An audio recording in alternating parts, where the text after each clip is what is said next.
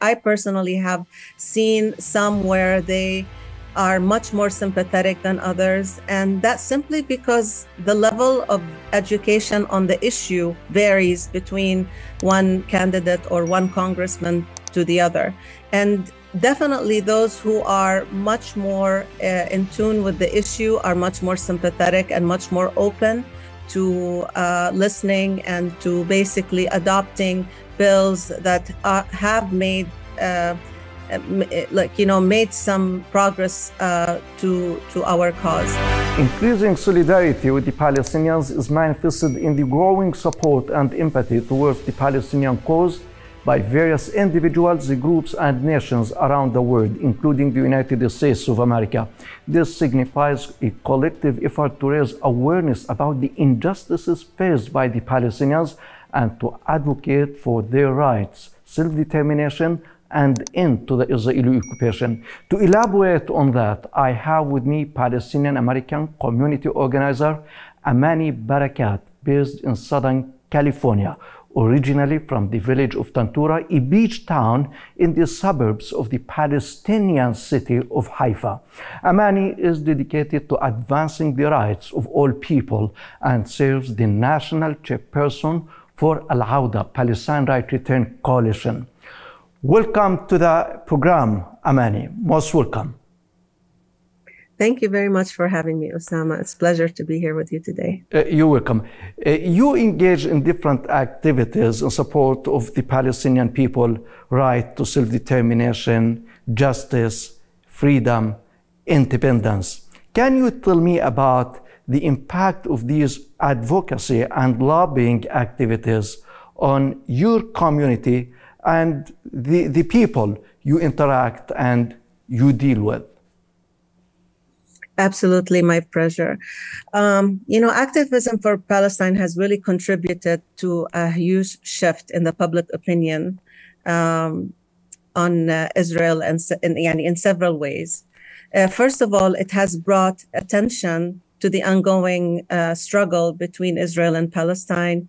That has been largely ignored and downplayed in the mainstream media. So activists have highlighted the human rights abuses and violations of international law committed by Israel in its treatments of Palestinians, including the occupations of Palestinian territories, the building of illegal settlement, the use of excessive force against Palestinian civilians.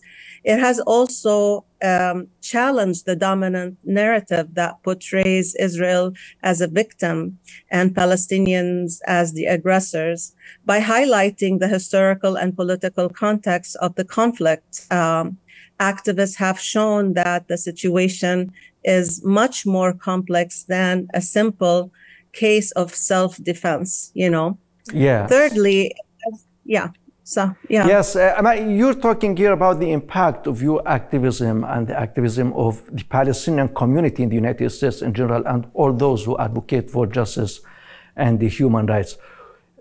You're talking about the impact at the public level. When we talk about the candidates for the Congress, for the city councils, the different institutions in the United States, do your activities have any influence on this segment of the American society, please? Absolutely. I think the statistics shows the shift in the public opinion. And I think that's largely due to the activism and the awareness campaigns that has been, activists in America has been working on. Yeah.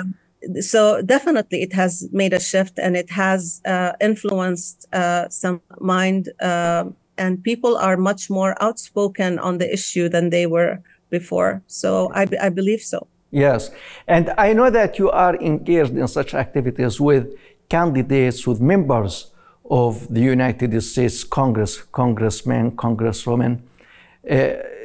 Do they perceive the Palestinian narrative? Do they listen well when you're talking about the Palestinian story, the Palestinian suffering under the Israeli occupation? How do they perceive that?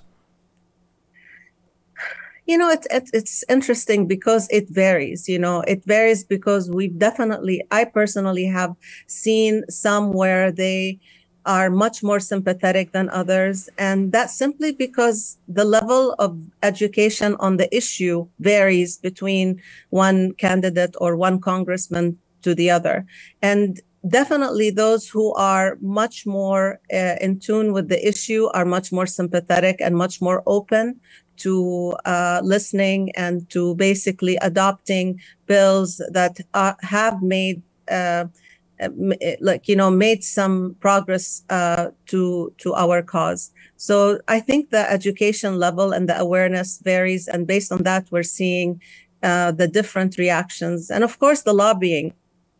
Some are basically are hostage to AIPAC and what AIPAC has done to get them on their side as far as like supporting their campaigns financially. But those who are very conscientious and are more open to, more open to understanding the real causes, the root causes of the struggle, I feel has made some progress for sure.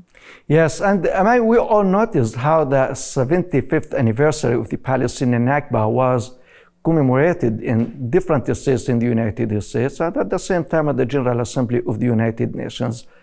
What does this indicate from your own perspective? Because if we compare that to years before, we had not seen such, participation by people from the different categories of the American society.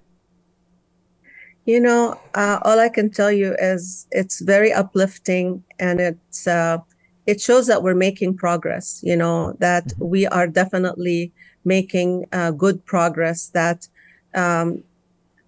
for example, for the first time in 75 years, the United Nations is commemorating Nakba. For the first time in 75 years, the whole of the Congress really have, although they fought having the event, but the Palestinians and Rashida and the organizer persevered and still managed to have an event commemorating 75 years of Nakba. So I truly believe, we are,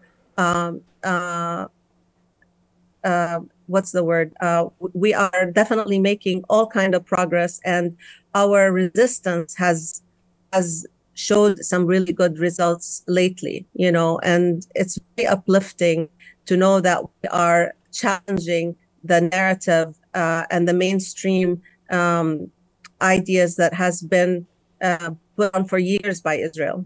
Yes, and Amani, my final question to you is concerned with where you're coming from, your family coming from. Your family is coming from the Palestinian beach town of Tantura, and we all saw the implications or the results of the Israeli academics research and the Israeli journalist film about the massacre committed by the Israeli militia in May 1948 against the people of Tantura. Now, if you watch this film or when you hear from the people around you who came from Palestine to the United States after the Nakba, how does this give you a momentum to act more and to work harder for the cause of Palestine and the rights of the Palestinian people?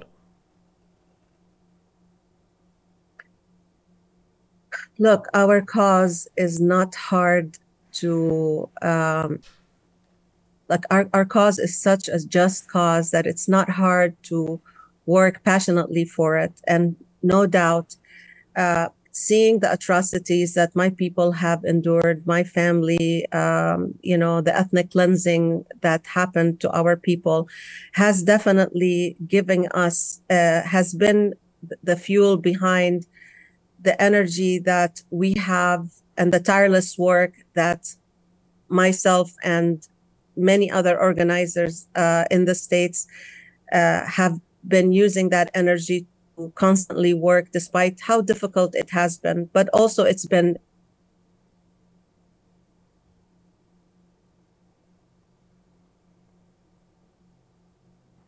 between like during Nakba commemoration on Al Auda website, we tracked 50 events across the United States between 25 like rallies, and those are the ones that we also tracked. I'm sure there was many more, 25 rallies and 25 events of like teaching on the Nakba and stuff. So this is huge. I mean, everybody's talking about, everybody's trying to spread awareness, to express the fact that we're not going anywhere and we're not going to stop until, inshallah, Palestine is free and the right of return is available to all Palestinians, inshallah. Yes, Amani Barakat, Palestinian American community organizer, chairperson of Auda Foundation. It has been a pleasure having you in our program. Thank you very much. Thank you very much for having me. And ladies and gentlemen, thank you very much for watching. And from you, Osama Nazal. Have a nice time.